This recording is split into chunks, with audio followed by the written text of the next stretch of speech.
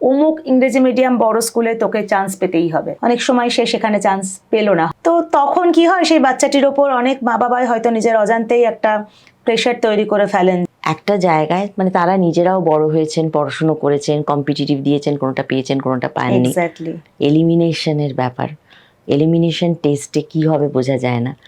তাই যে সকল বাবা মারা ভালো স্কুল বলে খুব অবসেসড, তারা অন্তত 10টা স্কুলকে লিস্টে রাখুন এবং অনেক মক ইন্টারভিউতে বাচ্চাকে নিয়ে যান, যাতে বাচ্চারা আস্তে আস্তে স্কুল ইন্টারভিউ কোয়েশ্চেন এগুলোর সাথে অভ্যস্ত হয়।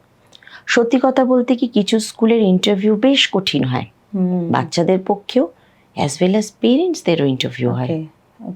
তো বাচ্চার ওপর শুধু ঘাড়ে বন্দুক রাখলে তো হবে না। আমি নিজেকে বা আমার উত্তরগুলো পলিশড তো, আমার উত্তরগুলোকে প্রপারলি এক্সপ্রেস করতে পারছি তো, আমরা তো বড় হয়ে গেছি। তা আমরা নিজেরা কত প্রিপারেশন নিচ্ছি। সত্যি যদি কোনো পছন্দসই স্কুল থাকে, সেগুলো স্কুলটার বদলে স্কুলগুলো করে নিতে হবে।